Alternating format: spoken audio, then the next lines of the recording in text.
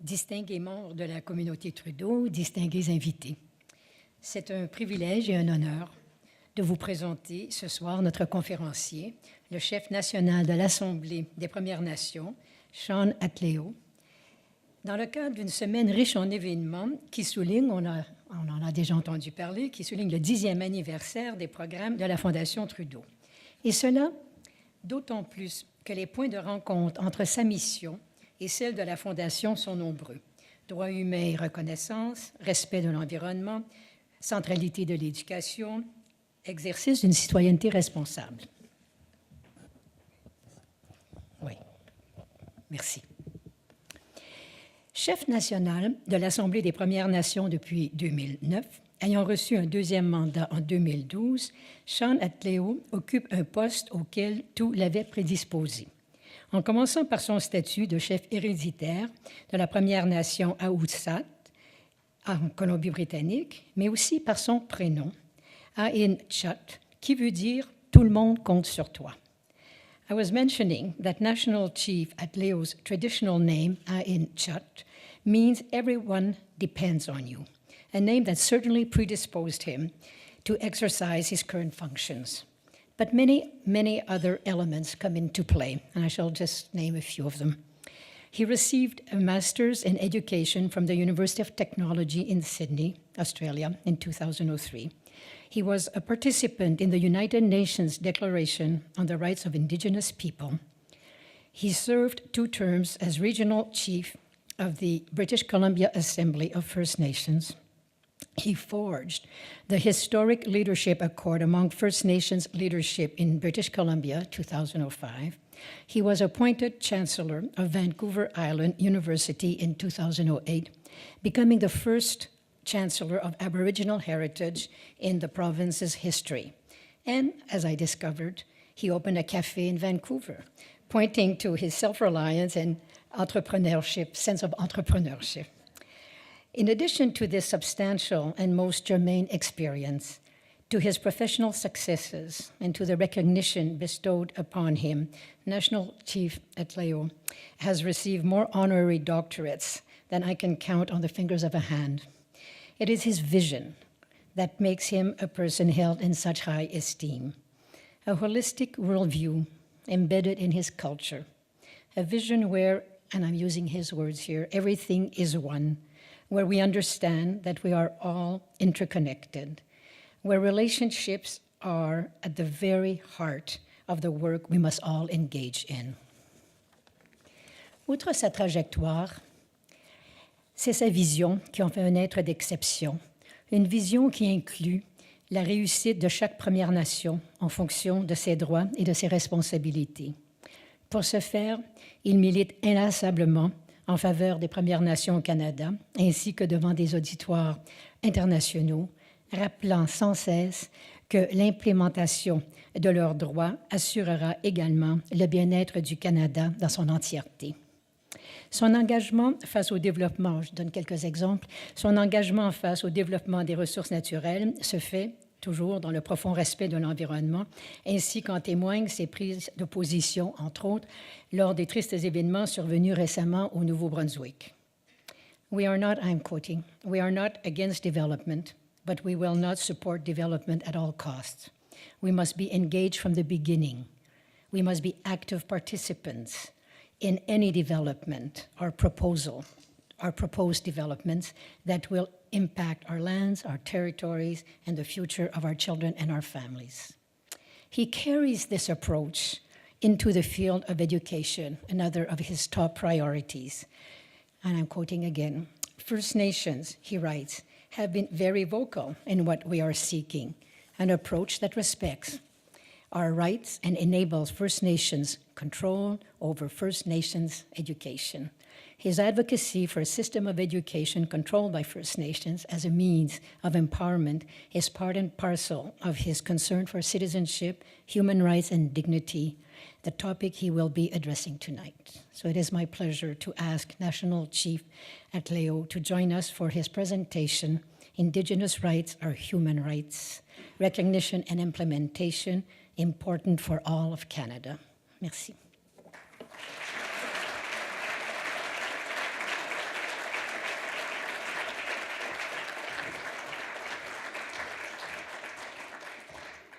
Might as well continue the leaping. Merci, Madame Juteau. C'est un grand honneur pour moi. It's indeed a tremendous honor, in fact, is mine, to be invited here by the leadership of the Foundation. And I could easily say what they said. That summed it up very well. Really appreciate not only the very generous introduction, but the very thoughtful reflections about the moment that we're in.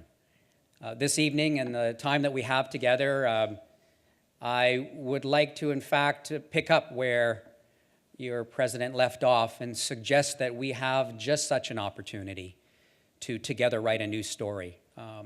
One based, as Hackett Fischer described, as you were referencing in Champlain's Dream, that in fact it's based on an old story. That when we are welcomed here this evening, as is the proper way, in asking the elder, Silver Bear, to welcome us into his territory, we, by doing so, afford a level of recognition that goes way back. And so to I, Atakshitsisi, Hatwe Hikso, Hodnashoni, Machinopsik, Matikitsu, Tlekko Hatwea, Sityak Sa Inchut, as was mentioned, my name is Inchut.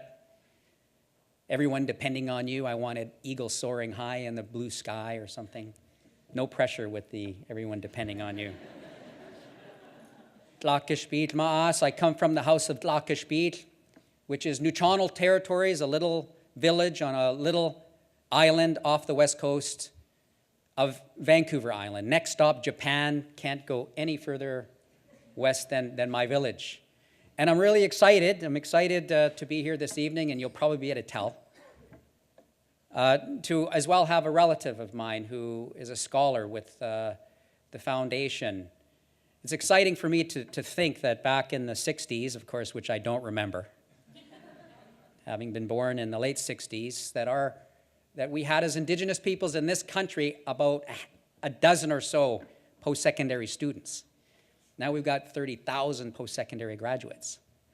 And one of your scholars in the very impressive expressions of support here is Johnny Mack from Tukwat. He's my relative, New Channel. Stand up and be acknowledged there, Johnny.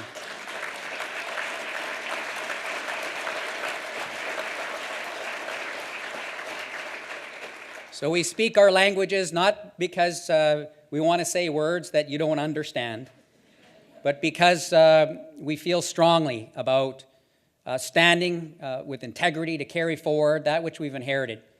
The language I'm speaking is the language of my relative, Johnny Mack. I spent so much time with his late relative, Bert Mack, a giant amongst the Nuchonal people, who fulfilled his dream, Johnny, of negotiating and finalizing a modern-day treaty agreement. It's called the Manal Treaty Agreement. It was always his dream to do so. This is the writing of a new story.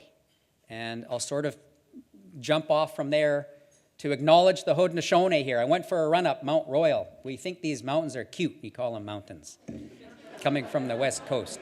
But it was still a tough run up the mountain. And when we think about the welcome by the Haudenosaunee in his language and mine are two of the over 50 languages spoken across this country from coast to coast to coast. And it helps situate us right here in Haudenosaunee territory in what we now know as Montreal, a beautiful city that when I was speaking with Ogisto Horn is her name. Ogisto Horn, Dr. Ogisto Horn. Did I get it right, Elder? From your home area, right? I mention her because I saw her at the College of Family Physicians Conference in Vancouver. And do you know that we have 300 Indigenous doctors of medicine, coast to coast to coast, and one of them is Haudenosaunee. And I was talking to her in Vancouver, and she had tears running down her cheeks, thinking about what it is that her accomplishments represent, how difficult that it's been. So I mention her in honor of being here in her home territory, for her success, what she's gone through, thinking about what happened in what has been referred to in Canada as the Oka crisis. And we are bound to, if we don't remember together and learn from where it is we've come from, going back, just as was said here at the outset, we are bound to continue a pattern that we've in fact had for hundreds of years. And so I lift my hands up as we do to those that we honor, coming from where I come from, to a doctor from your home territories here, a Mohawk doctor, one of 300 doctors that we now have. From the 60s, when we had a dozen or so that were even post-secondary, you see we're on the comeback trail. That's what I want to begin with, this sentiment, that it's been a difficult chapter in our shared and collective history, one of a great struggle. And we are making, however, progress on this long journey. And I believe now, I want to reflect back that there is a great sense of urgency about a need to dig deep and be bold in this moment for us to understand where it is that we've come from together, understand and analyze, just as was suggested here across the entire full policy spectrum, a country to really look in the mirror and for us to together understand what the story has been and what we can do to shape a new story going forward.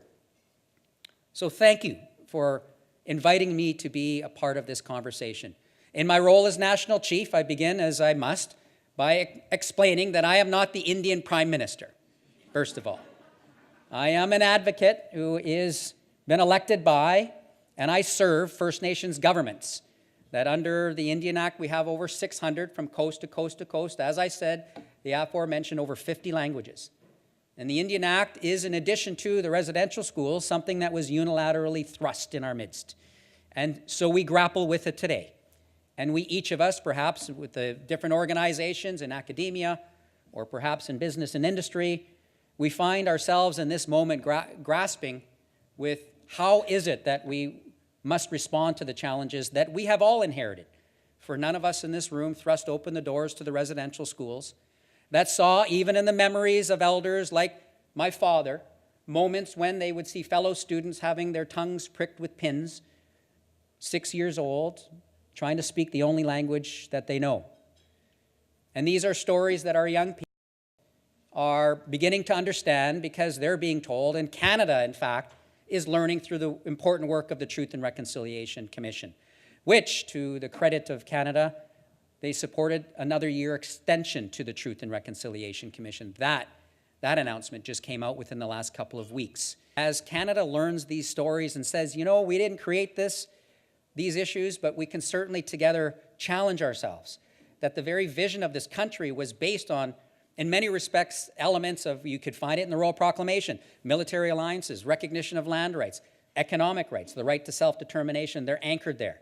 They're expressed in the two-row wampum, forged in the Treaty of Niagara, two boats side by side, each with their own laws. We recognize the Haudenosaunee because they have laws. It's expressed in their languages and their rights, same thing as the Nuu-chah-nulth. The two-row wampum always suggested that our laws would be side by side. So hundreds of years later, we're still struggling with how to give effect to that notion of real, mutual, formal recognition, the likes of which just occurred with the elder standing here and welcoming us into his territory. From the Treaty of Niagara, we had hundreds of treaties forged. This is unique around the world, by the way. There are other parts of the world that did forge treaties, but Canada is very unique in having forged treaties right across the country, with the exception of places like British Columbia, kind of ran out of steam at the Rockies. And so much of British Columbia does not have treaties. It's why I told the story of Johnny's people forging a treaty in a modern era, and his late relative Bert Mack being somebody who 60 years, that was a 60-year dream that he had to see some reconciliation with Canada so that they can see one another in a formal way, so that the Nuu-chah-nulth laws can coexist. That is an old principle going back to the two-row wampum. This is a big part of the struggle that we still currently have, is this notion of both informal and formal recognition. And the two areas that I believe are fundamental are education and our relationship with the environment and discussions about development. Those are the two big pieces right now. Right now, we have the reality that our young people are statistically ending up in jail more at a higher rate than graduating from grade 12. And we can turn this around.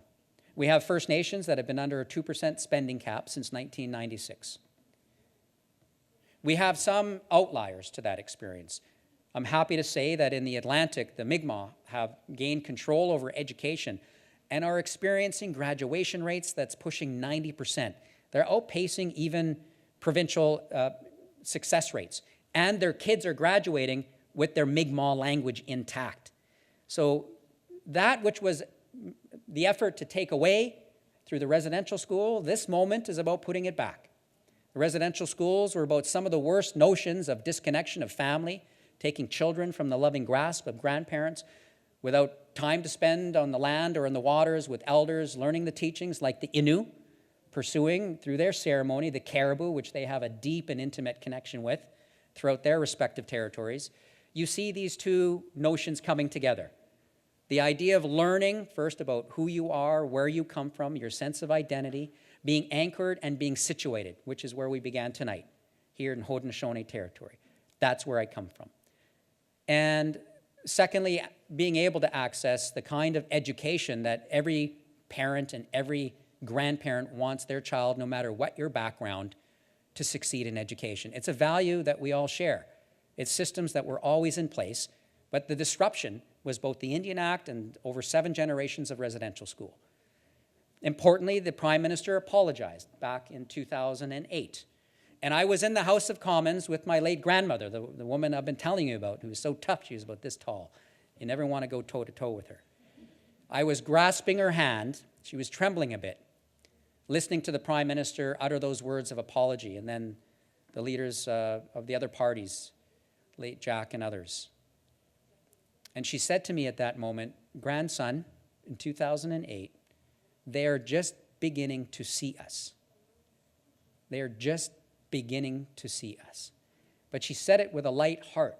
It was like a measure of justice, that everything that she'd gone through against the law to go past grade 8 when she was a little girl, she desperately wanted to go to school. It was against the law in her day to do so, which is part of the reason why she put such a high emphasis and ended up with her eldest, my dad, accomplishing the kind of accomplishments academically that he did. And she's since passed on, but she left this legacy for her family and this focus on education. So we know where we've come from. The Assembly of First Nations wrote a paper 30 years ago called Indian Control of Indian Education. In other words, residential schools, shut them down. That policy is desperately failing everybody.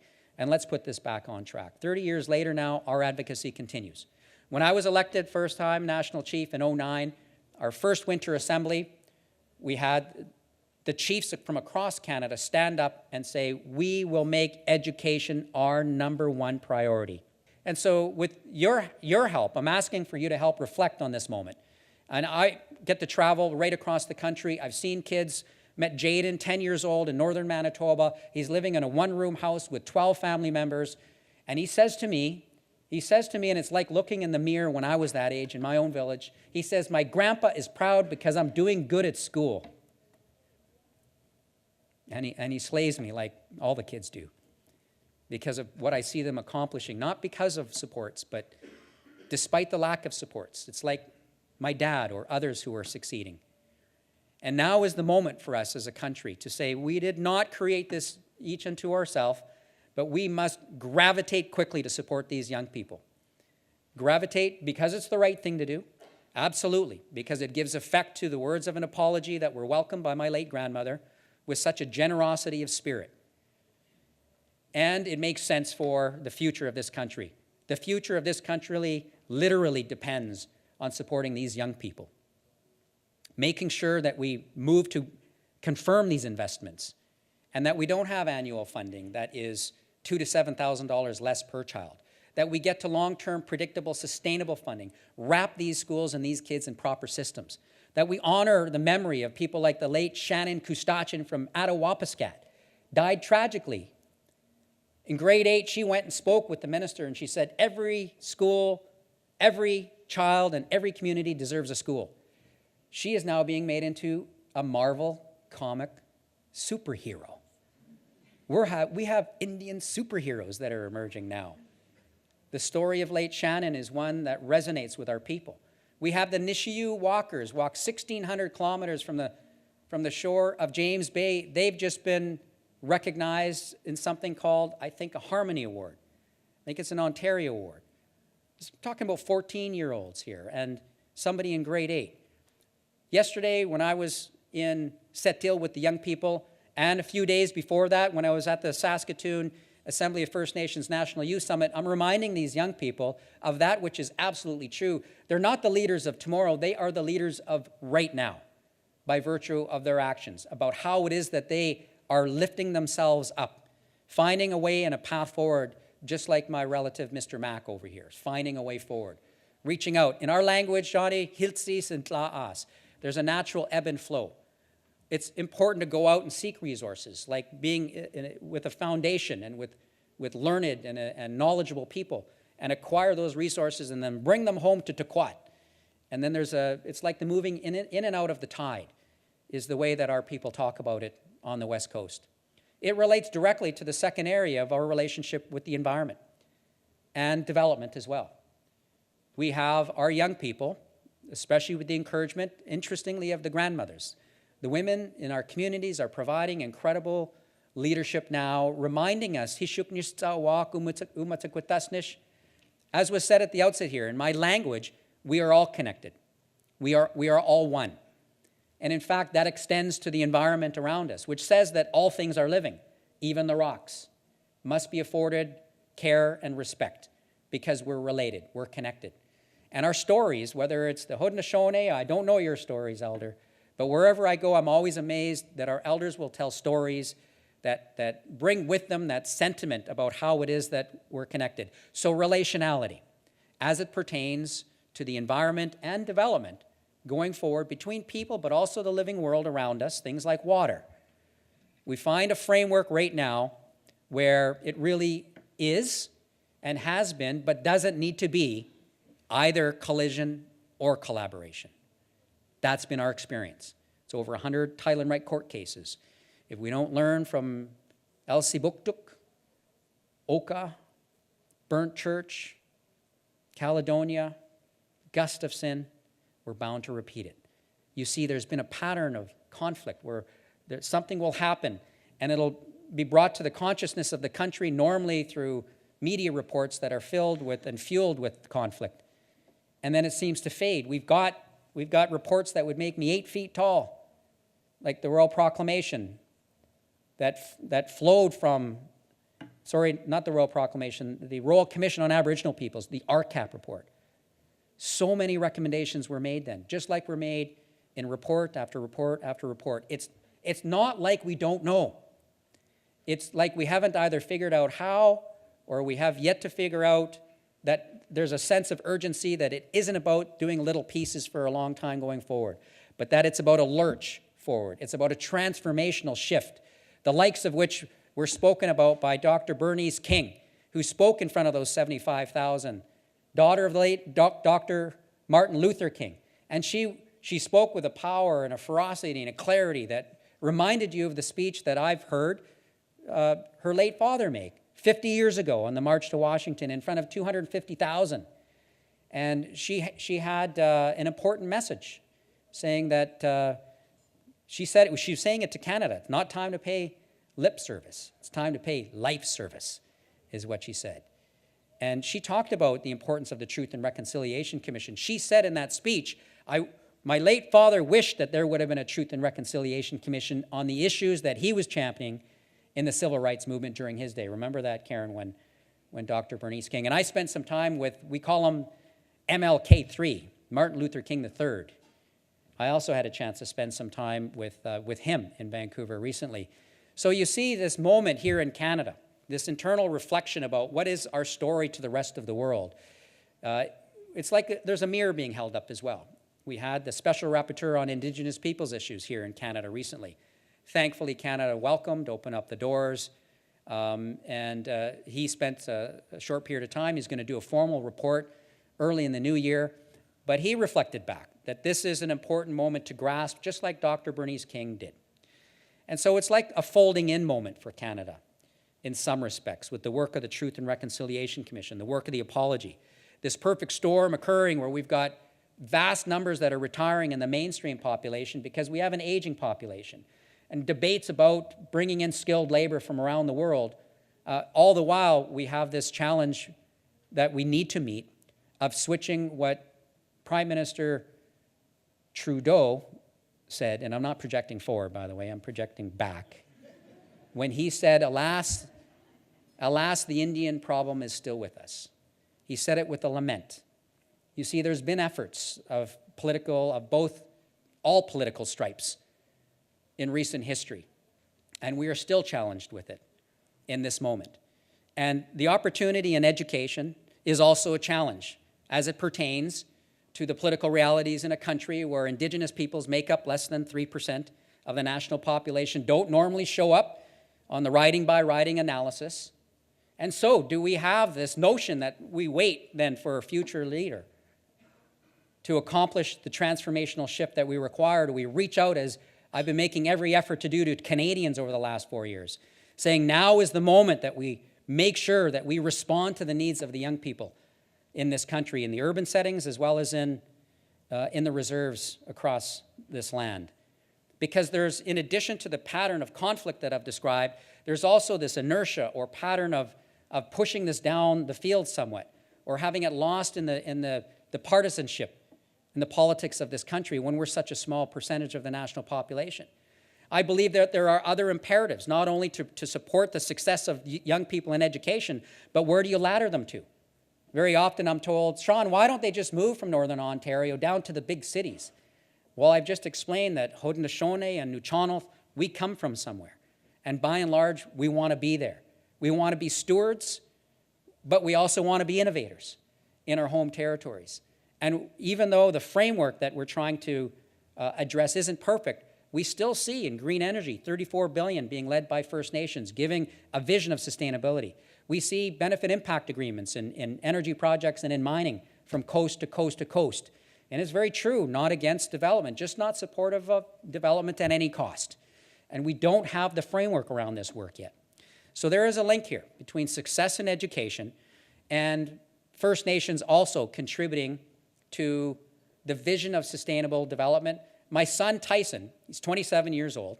He's on chief and council. I was not that thrilled with him running for political office, but he did because he cares. He says, Dad, what we need is a regenerative economy, the likes of which Grandpa said, when you catch that first fish, you bring the bones down to the ocean. You say your prayer and you do a ceremony. He says, because it's a regenerative act. You're saying thank you and acknowledging, you're paying respect to where you get that fish, but it's also fertilizing. It fertilizes the environment, no different than the interactions that occur up and down the rivers with the wolves and with the bears and with the eagles. In other words, Hishuknishtsawak. Everything is interconnected. And this is the vision that Indigenous peoples can and will bring. This step forward and our ability to write a new story will be entirely dependent on the choice that, in my personal opinion, is one that my dad helped me learn in grade 11, which it took me 2 cracks to pass, and a pretty girl who sat behind me, who I've now been married to for 27 years. So get that out there. I learned that there was going to be a choice. This is going to be hard, or we're going to make it harder. We've sort of been on the harder path for a long time. It's one of not necessarily being fully aware of what's happening around us. We haven't been supported. I'm 46 years old. This stuff wasn't taught to me in the halls of learning. It was taught to me at home because I had a dad who was trying to unfurl that which was happening to us. The hard path is one where we recognize that we need to do this work now, that we've got to dig in deep and make sure we don't fail the kids now.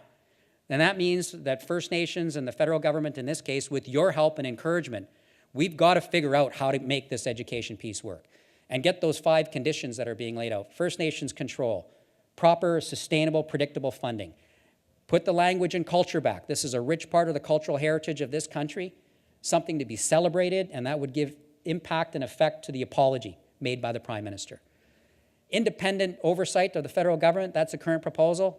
Put that off. Let's jointly design an approach. We can do it. We've done it in other policy streams. And jointly develop the regulations that will in many respects, maybe reaching out to provincial education systems, for example.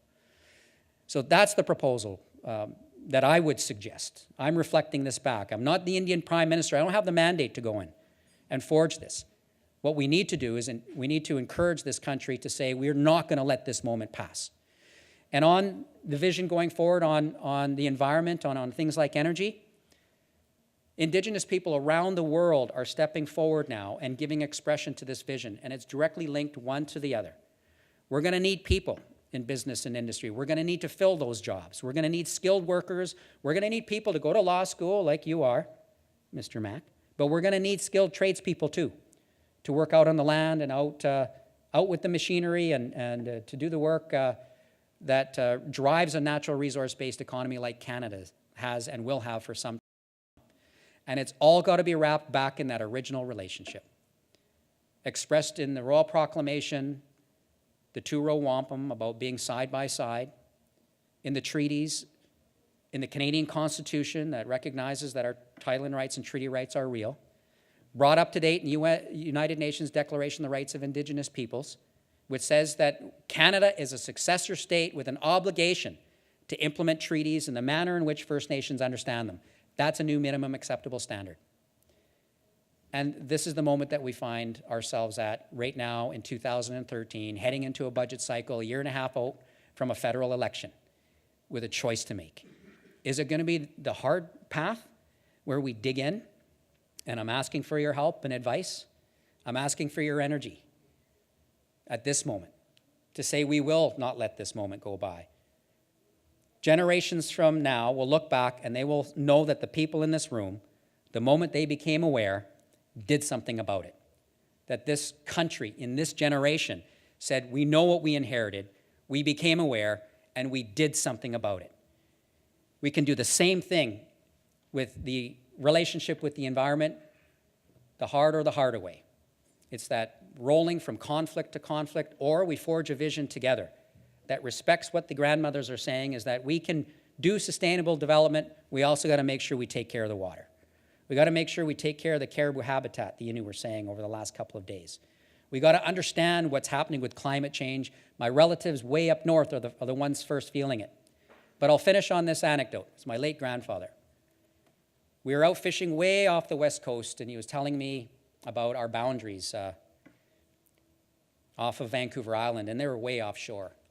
He was telling me about climate change when I was 10. He didn't need Al Gore to tell him. You see, our people have still that intimate feeling and relationship with the living environment around them. There's every reason why we can harness all of this for the kind of future that builds on that which our collective ancestors said so long ago, that we should live together in mutual respect, with mutual recognition, that we teach each other's children about each of our ways so that they might grow up, in fact, loving one another, caring for one another. I think this is the vision of our collective ancestors, expressed by Hackett Fisher. Increasingly, scholars are beginning to look back and peel back the layers of the history of this country and recognize we are absolutely, as was famously said, we are all treaty people. So thank you for the tremendous privilege of offering some reflections here. I had a wonderful speech prepared and written. I've pretty much said none of it. But this is what was on my heart, was in fact an appeal for support and help. Let's do right by the kids right now. They, more than anything, would deserve for us to do right by them. And let's not punt this down to a future generation. Merci beaucoup. Thank you so much.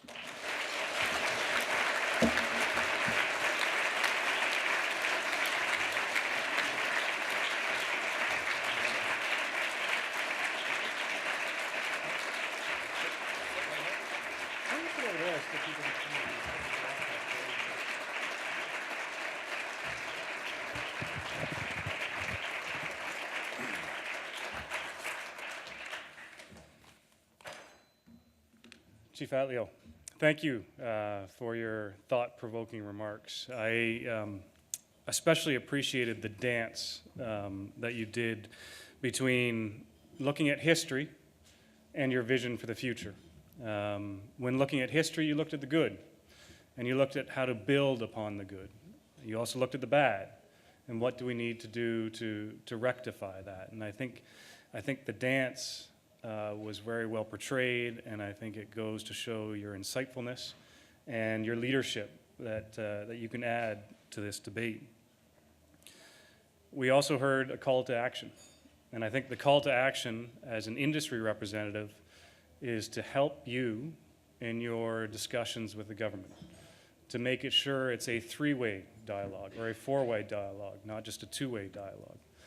And I think as industry, we have always known that we need to work with the communities that are impacted by our operations, and we've always tried to do that, and we'll continue to do that. And I think we need to support you at the federal level to ensure that we're looking at the bigger picture, not just trying to provide benefits and opportunities for local communities, but Aboriginal communities and Métis communities throughout the country in our development goals.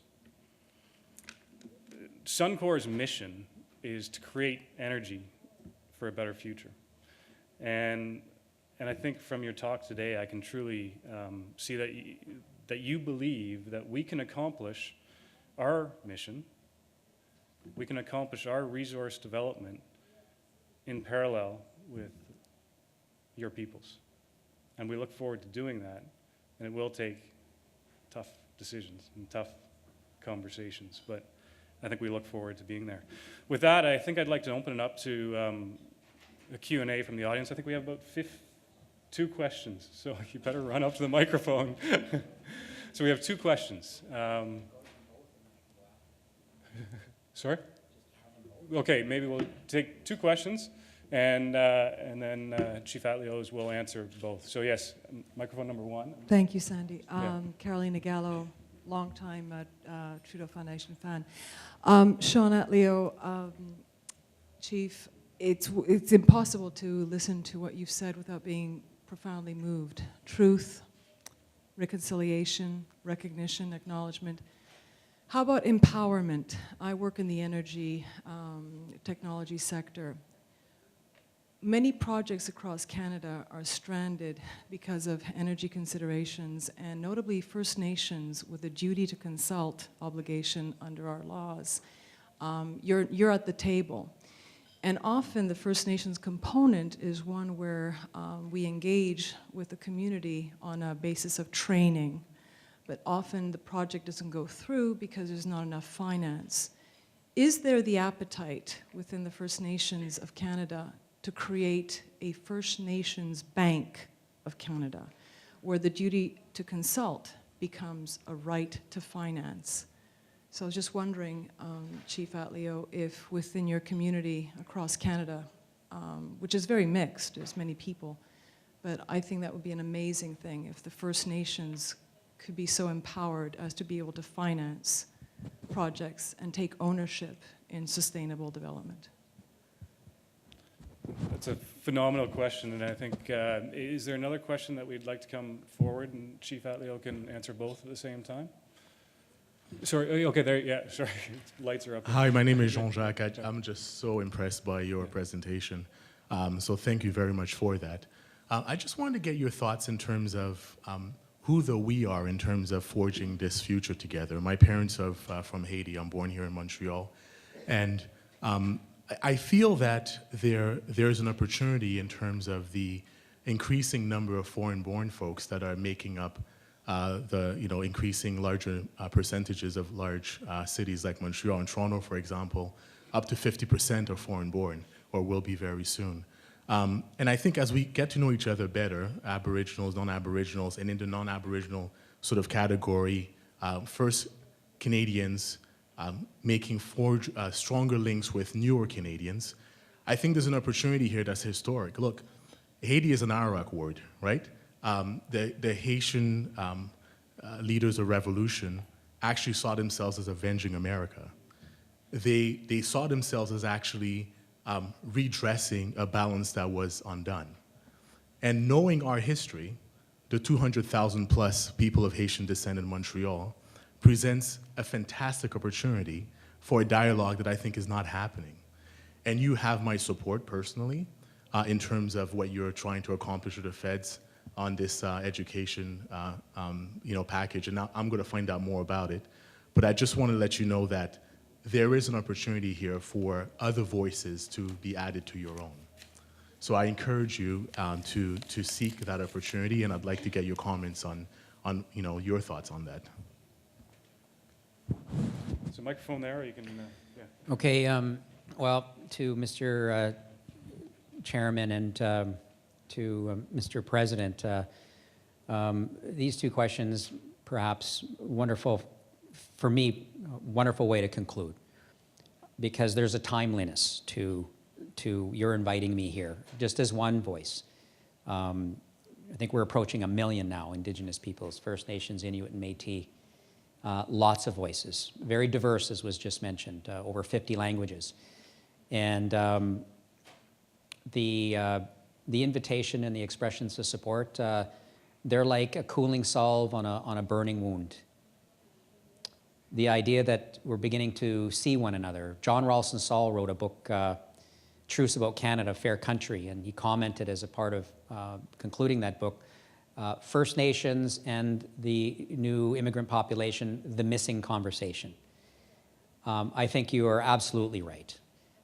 Former Governor General Michaël Jean and I have talked about the idea of, in fact, linking the youth of Haiti and the youth of First Nations across the country. We don't need to go there. It can happen right here in Montreal with those who've come here.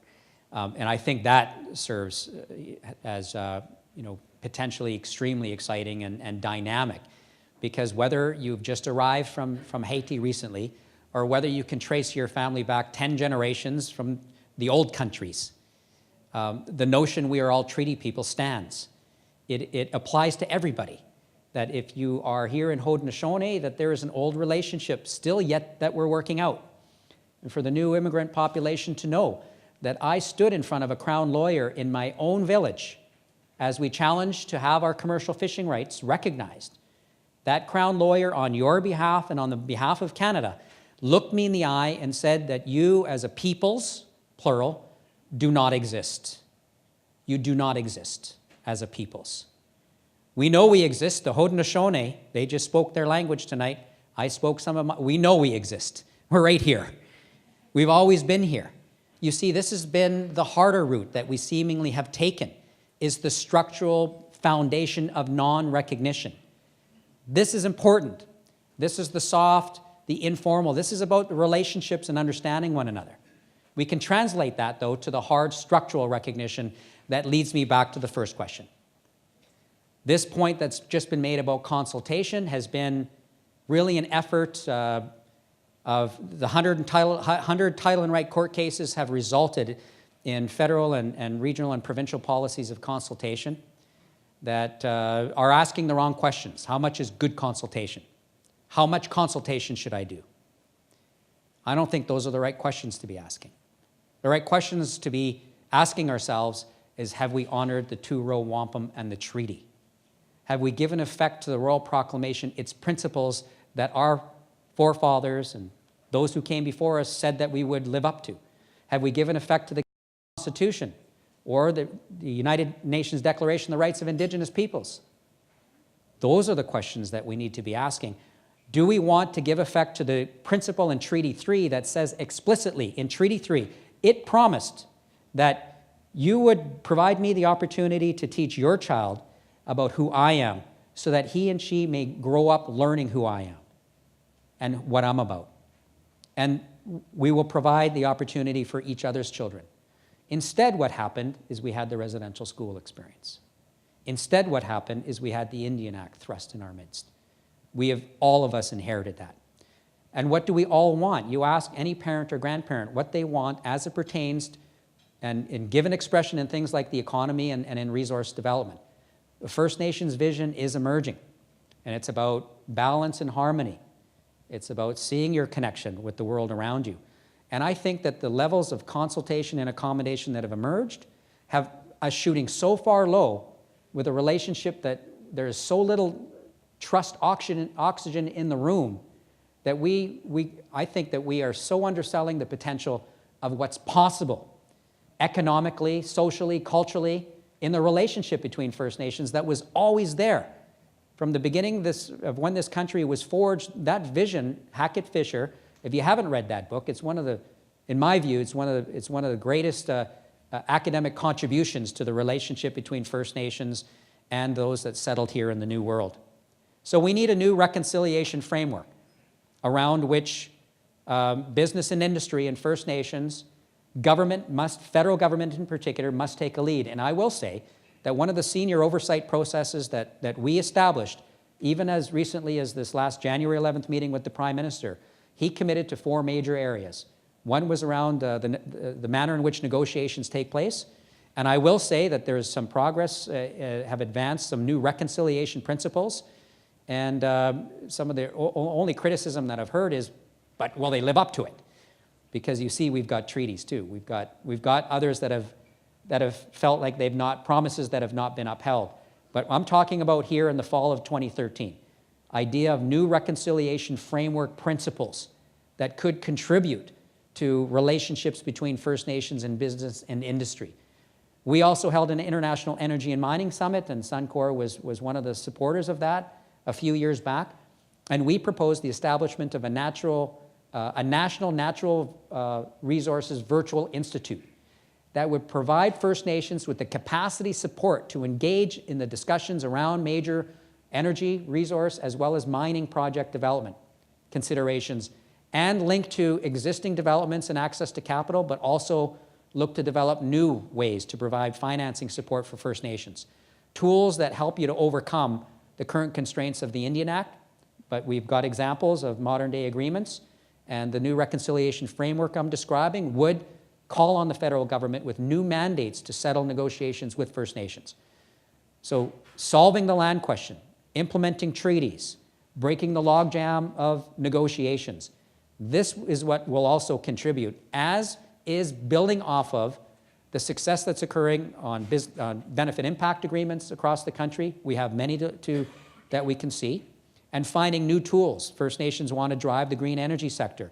Paul Correa here represents a man who works with First Nations in BC and looking for tools for investing, to support investments for First Nations in the green economy. Whether it be loan guarantee programs, the likes of which we see in the United States, partially in Ontario, and some new tools being developed in British Columbia. We nationally have an economic development committee that is pledging to be a part of this work in a joint effort with the federal government as well. So the idea of the bank, First Nations do have banking systems that they've set up. We need to move beyond this duty to consult. And lastly, on the project response, and this has to do with the idea that Indigenous people will establish a vision for sustainability. That it'd be best if this wasn't the harder path forward where we're walking separately and it ends up being fiery and violent protests or clogging up the courts of this country. Let's do the hard work of inviting First Nations in to help forge that vision right now. What does a sustainable energy future look like? We held that forum a few years ago with the idea that we want to be a part of forging a vision into the future, because we know that jurisdictions don't necessarily work well together. Quebec and Ontario, just saying. There's an example right there. Guess what? We can help. Indigenous peoples do want to contribute to a sustainable, economically prosperous vision. First Nations that are healthy, that are economically prosperous, are going to make a healthier and more economically prosperous Canada. Then we can turn our attention, truly, with great comfort, be human rights champions to countries around the world. Thank you.